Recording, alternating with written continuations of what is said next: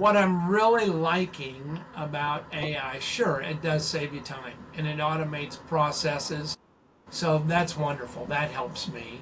And it makes me hopefully not screw up and not send to the wrong person. So as that gets dialed in more efficiently, I am seeing it's a great editor. And I use it, I don't use it all the time, but I always use it as a first draft. The Intelligence Forge podcast is sponsored by Permasize AI Forge. The Intelligence Forge podcast is sponsored by Permasize AI Forge. At Permasize AI Forge, we know you're ambitious, but are manual tasks like admin, lead generation, nurturing, and onboarding holding you back from truly scaling your business? Imagine saving dozens of hours every week, freeing you to deepen client relationships and execute high-impact strategy. Our clients aren't just imagining it. They're saving countless hours per week and doubling their revenue within months. We custom-build AI automation systems that eliminate the grind. From effortless lead generation and nurturing to seamless onboarding, we give you back the most valuable resource, your time, so you can focus on building those vital human connections and driving strategic growth. Stop letting repetitive tasks limit your potential. It's time to build a business that works for you, not the other way around. Ready to unlock your true scaling power? Visit PermasizeAIForge.com and book your free AI audit call today to discover how you can save time and double your revenue. And don't forget to like and subscribe to the Intelligence Forge YouTube channel and hit that notification bell so you never miss a new episode. All right. You're welcome to today's podcast. We have a very big guest today. His name is Peter Hire, and he's going to be telling us about himself, about his company, and his journey so far. Peter, the floor is yours. Welcome. Thank you, Emmanuel. I appreciate it. Appreciate the invitation. As you had mentioned, my name is Peter Hire. My name is actually Peter I Hire, and I have been recruiting for over 30 years. I've been on my own for quite some time now. And the reason I went on my own was I have been with very large Fortune 100 corporations, and I've helped them find the talent that they needed. But what I found was their systems were so large, they didn't really get down to know who the candidates are. And so that's one of the values that I bring, is really knowing who the candidates are and how they can fit the needs that my clients have. So that's one of the things, and it's finding talent that's not looking for your company. That's the value. Wow, that's a very specific niche, if I have to put it that way. Even though it makes me jump into something I will have talked about later, but because you spoke about this now, I know you are familiar with when people talk about we're looking for candidates. No, let me reframe it. There are candidates that are hard to find candidate. I mean, every recruiter that I've spoken with recently mentioned to me that is their biggest pain point. That they've got a lot of requirements, but these candidates are very hard to find. But flipping it now, you are looking for candidates that are not looking at all. Wow, that's a contrast. Yeah. How did you arrive at this strategy or this kind of concept of looking for candidates that are not looking? Well, I'm glad you asked. Most of the hiring managers, whether it's at some of my large corporations or clients I have now, always have some dream in their mind about this would be the perfect candidate. And most of them say, I don't want anybody who just got fired or laid off or anybody else. I want people that are working right now, because that means they're doing the job. And so I literally just wrote a post on LinkedIn about this today. It's having the companies articulate truly what it is they need. Not a list from A to Z of every single software, but it's what is it that is going to make this person want to come to your company. So whether they got laid off at Microsoft or Amazon, it doesn't matter. It's why do they want to come, and what is your culture? What's your value add? Are you truly selling your company to the people that aren't looking for work? They're down, they're doing their stuff right now. They aren't looking at LinkedIn job ads or Indeed job ads.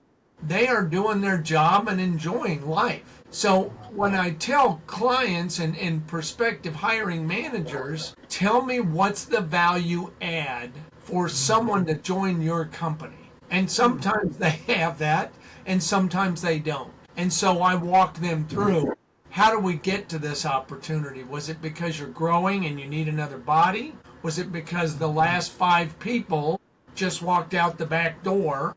And so we've got a different problem, maybe managerial, than actual talent. So those are some of the things that I go through with my clients to make sure, let's really pinpoint what is the value add of me going out to the market and finding your exclusive talent. Wow, that's really fascinating. I think you're really digging deep into what you're doing. And looking at your profile, you focus on AI, ML, cloud, software technology roles. That's the area that you focus on. And this is a cutting edge area when it comes to tech. How do you stay current with rapid evolving technology? Well, I'm glad you asked. It was super funny because I've been focused in this area. I've been doing software for over 20 years. But I set up my niche because I had some sense this is where the market's going. I knew technology was going to catch up and it was just any minute. And now since ChatGPT, everybody's hiring for AI. So I'm sort of one of the bunch, but I've been doing this for a little while. So how do I catch up? I look at sometimes job requirements. I look at what are postings, who's doing advanced research, who's doing new things in the technology. Are we looking at large language models, things of that nature to find out, okay, what do I need to know? What's the new software they're using? How are they going about it?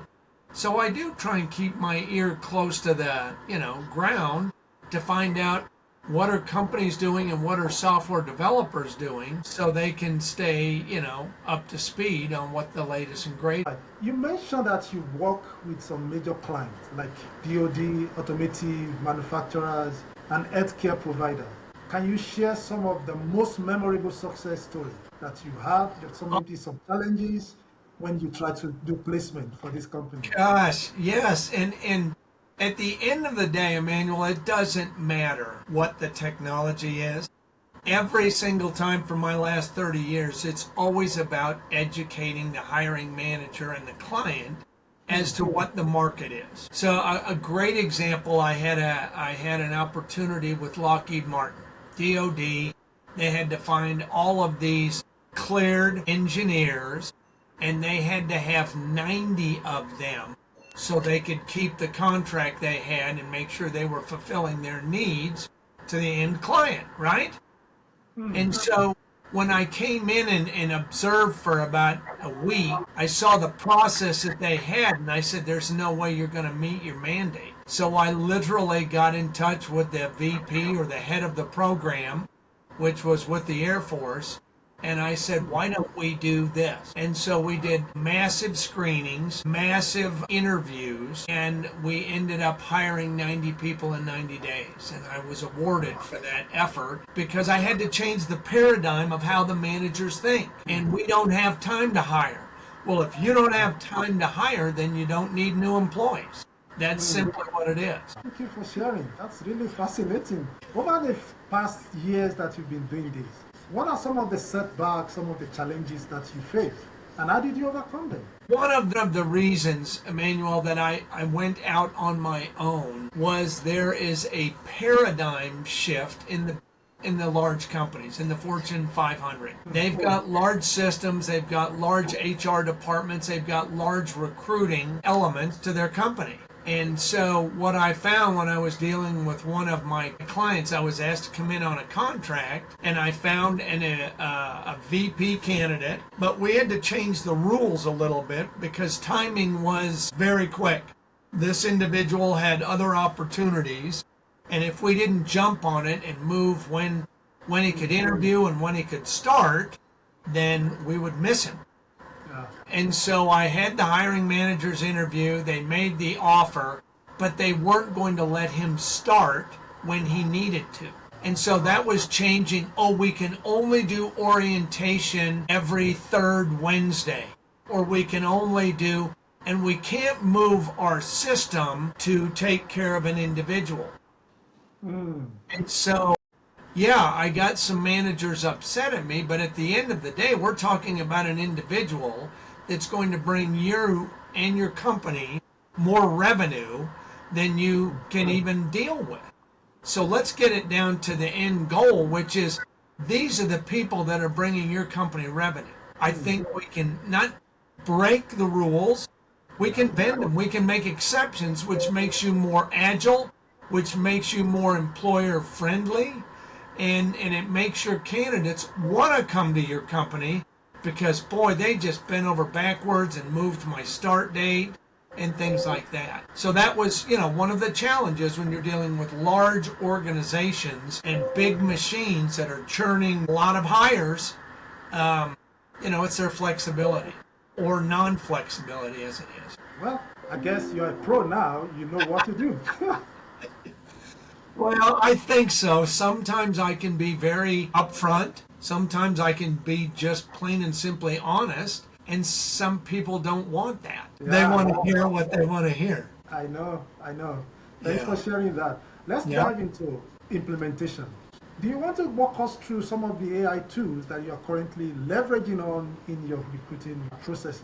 Yeah, I am pretty tickled, and I've been fighting this for about 4 years on having applicant tracking systems and customer relationship managers that are talking to one another. And so it's the ability to automate some of the things I hate doing. I hate cutting and pasting messages when it's going to be the same message to you. It's not that it's not personalized, it's the same. Hey, let's connect. Or I've got an opportunity. Or I've got a great client. And so those things have evolved, sometimes slower than I want. But everything is catching up. So I'm currently using a new tool, and I'll give them a pitch. I'm using Jobin.cloud, which is a integrated CRM and an applicant tracking system that's truly using AI at its finest. It's literally, it will take a job description and it will go out and parse and look through your entire database and find anybody that you have in the database that's a match, and then it will rank them based on what are the keywords, what are the skills. And the other thing that's going on top of that is based on some of the jobs that you've had and what your functions were, it will give you a sense of fit for the culture of the company you're looking for. So, Emmanuel, I can tell you, I've been looking all the time, and everybody is knocking on my door for the next, I've got the product, but it's actually, can you customize it somewhat? I want to make it my own. I want it to speak just like I'm speaking and be very passionate. And is it doing that? And I've had some pretty good results with the technology they're using. Wow. Do you want to say it's a complete system, or you think there's still room for improvement that you can add on top of that? I never want to say it couldn't be. I'm pleased with what I see. I see the front end, which is going to be me communicating with everybody I talk to, whether you're a client or whether you're a candidate. So it's taking care of that. It allows emailing, LinkedIn, all the searches, but it also is allowing me to tag and make sure everybody is where they're supposed to be in my database. So, if I tagged you a software developer, I'm going to just do a search, give me all my software developers. And so it'll pull that up. But it also is integrating and it's updating live your LinkedIn profile and any additions with new resumes. So today, could it always be enhanced? Sure. I want every candidate that's ever done software, put them in my database and make sure I can connect with them whenever I want. And we're working on that. I mean, it has the ability to text and things like that. So right now it's a very efficient system, but this is a landscape that's always changing, always improving. And as AI learns from itself, then it will get fine-tuned. All right. So we talk about finding those candidates that are difficult to find. Yeah. Do you have similar problem? Will you be open, like if you have something that will help you find them on Yeah. top of what you're using currently? Or no, I think I get it covered. I don't want to let my ego and my experience tell me that I have every system. So I would always, and at the end of the day, I would say the 95% of the recruiters out there, LinkedIn is their source. That's it. Or Indeed. So that's nice and that's cute. And yeah, it's a great source. There's, 800 million people there. You should be able to find a suitable skill set.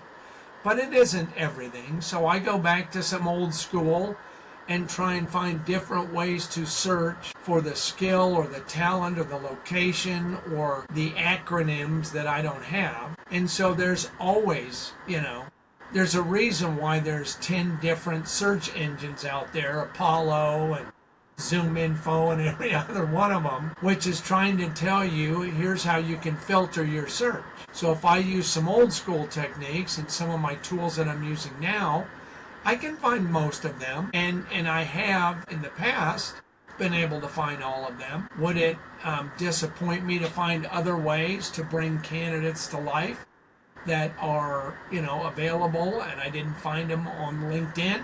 Sure. Yeah.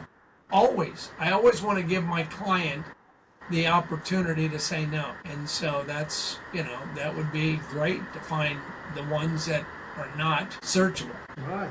Thanks for sharing. One of the challenges that people talk about when it comes to AI adoption is the cost. Now, what's your opinion about the cost of AI software today? Especially if you have to compare with what you're paying for what you're using. Do you say it's expensive? Do you say it's affordable? Or do you say, well, it's really cheap? That's the $64 question. There's different models out there when we look at a software package. Are you going to own it? Is it going to be on the cloud? And everything is a subscription model now. If you want to use my database, if you want to house your stuff, you're going to pay a subscription. And, there's always that we have to implement. So sometimes those fees can be ridiculous, in my opinion, and sometimes they're reasonable. Because what I'm finding is if you make a relationship and someone can walk you through their system and explain how it will help you the way you work, then those are people that I want to trust. It's a matter of trust and results at the end of the day. I mean, if it costs me, $100 a month or $500 a month, but every single client I talk to, every single candidate I talk to is a win, then I'll be able to pay for it. So it's always an evaluation process. What I'm seeing more and more is everything is a subscription model. So they can tie you into loving their system, and then you don't have any choice. You have to stay with them so you can continue to get the results. And I love when companies are updating and always trying to make their products better. That's kind of what I'm seeing in the industry. You can buy the whole package and then you don't have to pay anymore. But most has been a subscription model. So subscription or one-time big fee for life. It all depends on which one do you prefer. Right. Well, and if it's one-time fee, how often are they, updating? Right. How are they doing the updates? And if they aren't doing updates, then, you're getting the best always. All right. Beyond time saving, you've got a different opinion. Because while everyone is talking about AI saving time, what do you see as AI true superpower in recruiting that goes deeper than just efficiency, time saving? What I'm really liking about AI, sure, it does save you time and it automates processes. So that's wonderful. That helps me. And it makes me hopefully not screw up and not send to the wrong person. So as that gets dialed in more efficiently, I am seeing it's a great editor. And I use it, I don't use it all the time, but I always use it as a first draft. because it will say things. And I love the fact that it's going to learn my voice and how I speak and the urgency that I have and the passion I have. I want that to come across, because then that's my differentiator in the market. Nobody else does what I do. And so what I'm liking is that AI is learning, and it's giving me another version that I can take a look at and say, I didn't think about that. So they'll pull different things either from a client or a candidate, and then I have an opportunity to go and check and evaluate how accurate it is or which direction it's going. Because what I will tell you right now, Emmanuel, I've worked with enough companies that are doing AI. There is always a bias in how the products are being developed. Always a bias with all the developers that are doing it. And so what we try and do is find one that's not bent on any specific area and try and find some neutral responses that are not bending one way or the other. Wow. Okay.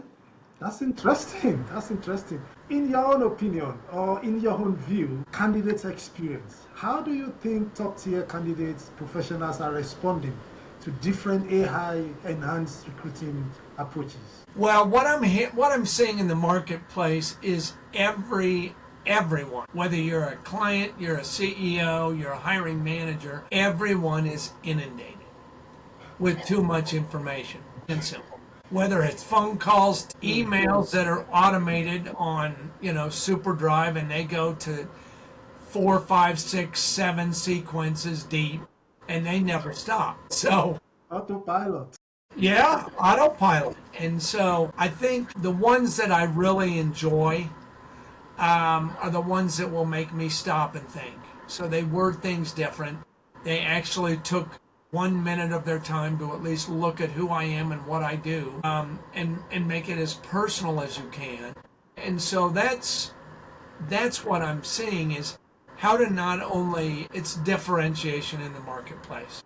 It's cutting through the noise. Every single person is inundated. So what are the 2 or 3 things that you're doing or you have that you can do differently? And maybe you don't need 100 clients, maybe you need 50. And so why don't we focus in that array and find the people that actually might want to hear your message? And of course, this is all sales 101. That's what we're all doing, is selling. And the word is avatar. Who's your perfect avatar? Yeah. And so I don't want my avatars to be avatars anymore. I want them to be clients and people that I know and I trust, and I can bring an opportunity to help them that they maybe can't do for themselves. Right. You've seen recruiting evolve over the last 3 decades. Yeah. So where do you see AI taking recruiting industry, especially in the next 5 to 10 years? What excites you most about the future, especially using AI? Well, here's the part that I love the most. I mean, you look on any article, whether it's any social media, and everyone is panicking that AI is going to take everybody's job. And I love that. Go ahead, people. Go ahead and panic. That gives me a leg up, because if you're dealing with humans, human resources, you need a human intelligence, not artificial. And so the more I get to be human with my clients and with my candidates, that sets me aside. Now, the huge companies that are hiring, 20, 50, 100 a month or more, they don't have that luxury to be human. They got to churn and burn. We got to get them out there as quick as we can. And so as AI evolves, I don't want to necessarily think it's going to be, HAL the computer on, 2001 Space Odyssey. But I think humans are going to be a part of the equation, and at least the successful ones that companies want to deal with, that's going to be the biggest key, is never taking the human out of human resources. Of course, I agree with you. And I also tell people, AI is never going to take your job, but the people that are using AI, that learn how to use AI, we do. Yeah. I think that's the thing. Yeah. Because AI will be part of our life, either we like it or not. We just have to learn how to use AI to our own advantage, how to maximize our efficiency with AI. I think for me, That is the message. Not people panicking like once AI is alive or AI is alive now, no job for human anymore. No, it's not gonna happen. It's not gonna happen. Yeah. All right, thanks for sharing that. Yeah. You mentioned that you want to become a trusted advisor to your client.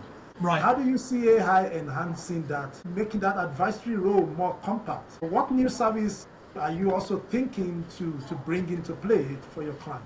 Well, I mean, my background, and I've always tried to be the best recruiter, so I take all the classes and certifications you can.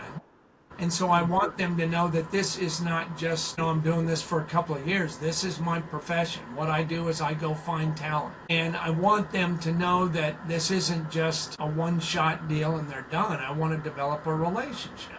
And that's the beauty, is sometimes there are clients that want me to do things a different way. I base everything I do on honesty, ethics, a sense of urgency, and a sense of humor. If we can't laugh a little bit, because at the end of the day, Emmanuel, we're still dealing with human beings. Sure. They didn't hire us to come in and get them an artificial robot to come in and do their job. They wanted a human that has skills to tell the robot what to do. So that's key for me, is developing a relationship built on trust and exceeding expectations. If you take a look, that's literally, I mean, anybody can recruit at the end of the day, right? Anybody can recruit. Sure. It's what do you need? When do you need it? And let me go out there and see if we can get them faster, sooner, quicker, if that makes sense. And some of the roles, some of the people, maybe you find the diamond in the rough and they aren't available instantly. So what are other solutions we can get until that diamond in the rough is available and still would be the perfect fit? So it's thinking outside of the box a little bit. AI doesn't do that. AI can't do personality profiles perfectly, so they don't know your client. They don't know the intricacies of your candidate. So, that's how I hopefully differentiate myself in the market, is I actually care. I love it. Love it. Thanks for sharing. Love it. Given your expertise in both AI implementation and recruiting, do you see any opportunity to help other recruiting firms, for them to be able to navigate the AI implementation? Is that something you're also considering? Yeah, I do. When I find a tool or a process or something that works for me, I'm probably your company's best sales advocate, because I will shout it from the hills. This is working. And it's not a competition for me, because you're going to go look for the talent you're looking for in whatever industry or whatever job. I'm looking for the talent for my clients. If we're using the same tool, my candidate's not going to be qualified for yours. So realizing that it isn't a competition, but I love to help recruiters when I find something that works and say, hey, this is working, and it's quick and it's efficient and the learning curve's great, it's easy to understand, those type of things, to help recruiters. Because you and I both know there are 4 billion jobs listed on LinkedIn. Of the 4 billion, 2 billion are by search firms. So I can reach out to a search firm and say, hey, that position you just posted, I have your candidate right here. I just want to let you know. And they aren't going to do that because they don't want to lose revenue. They don't want to split a fee. They want to take the whole fee, things like that. So my belief is that 50% of something beats 100% of nothing. And I help when I can. I help when I can with tools or techniques or searches that have been helpful to me in the past. All right, thank you for sharing. Fascinating. Absolutely. If you have a magic wand, that's one question everyone has to ask, answer on this podcast. If you have a magic wand, what particular AI tool, even if it doesn't exist, will you like to have today? And what effect will that have in your recruiting business? I think, Emmanuel, we're getting closer and in some of the intuition that AI is picking up. But as I look now, I'm hands down today. I'm either helping this client or somebody said they had an opening, and so I go and help them out. But what would really help is things that I do normally but we're all too busy. So if I can have AI think about, Peter, here's the profile of all the companies that you've worked with. Did you know that ABC company, they're doing well, they just bought something, they just merged, they did whatever. They don't have any job postings yet, but maybe you want to reach out to them and introduce yourself. So to be proactive in that way, where they could think, here's a profile, why don't you go look at company ABC and XYZ, and I'm hands down, doing that right now, but I didn't think about that. So as they take a look and become more intuitive, knowing your database, knowing your clients, knowing your prospects, people you've talked to in the past, they can make suggestions to you, kind of like my buddy, or would be my assistant. Hey, boss, did you ever think about this company? They might be great. They might have a need. And they may not today, Emmanuel, but guess what? I knocked on their door and said, hi, neighbor, can we talk? And so maybe it's a month down the road. Maybe it's 6 months down the road. Just to fill your funnel even fuller with potentials. And the same thing with candidates as you look at, Peter, you just hired for this company, and here's the profile you just hired. Guess what? We found somebody else in your database. Maybe your company might want to take a look at them too. And maybe they want to hire somebody that they never thought about, but when they look at the X's and O's, they've got the skills, they've got the talent, and guess what? It would help spread the workload, it would help bring in revenue. That sort of intuition as it gains that kind of knowledge. That's very fascinating. Is that something that I can say like AI business development too, kind of? Yeah. Whereby it's bringing you business, bringing you client. Not just any client, but looking how they fishing out some client that you can knock on their door and talk to. Is that what you just described? Yeah. Wow. And even though they may not have something posted on LinkedIn or Indeed, they fit your profile of people you've dealt with in the past. And so it's just saying, hey, why don't we go be a good neighbor? Let's look at the new guy and say, hey, just want to let you know I'm out here.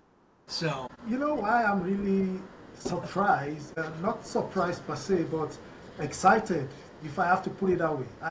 A lady reached out to me 3 days ago on LinkedIn and was like, if you guys are talking about AI, there's something that I'm working on and that's the only thing I'm interested in.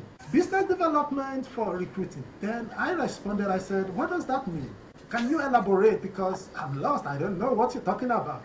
Then she explained and said, well, I just want an AI that should be able to find online companies that are not doing anything, but I may be interested in working with.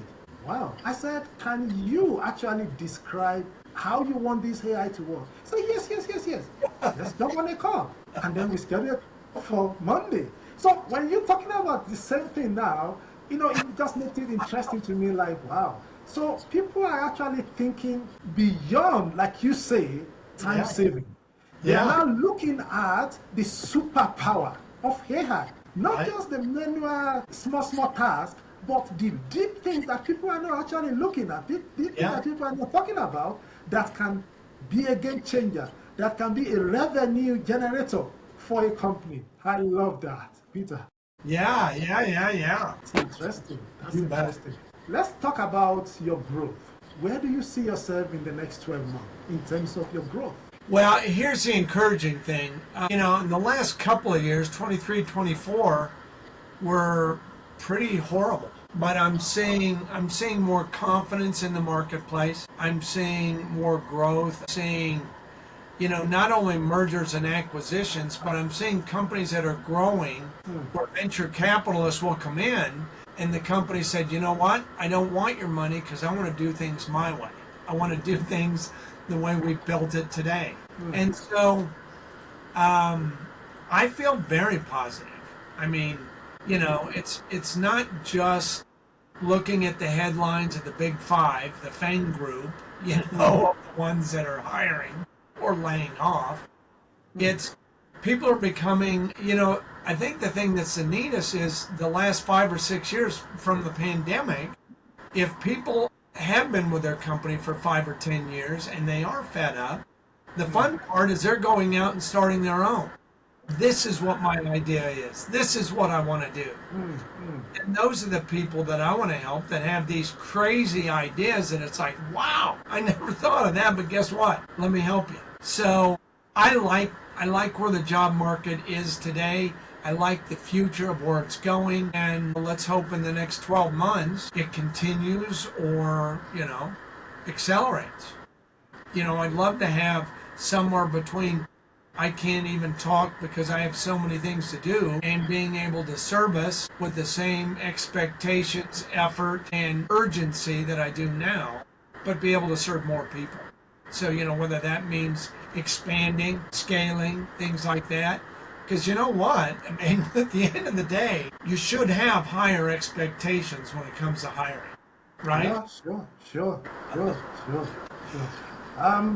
In terms of revenue, definitely you've got some expectation or to say you've got some ambition, some plans in terms of how you want to scale your revenue.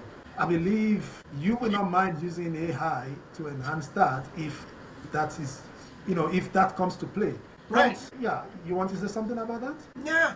Well, it's always, numbers I haven't achieved are always the ones that are out there. And why haven't I achieved them? Because the number's too big? I don't know. But that's always, I truly believe that I have value and so many people need to know about me, and they don't.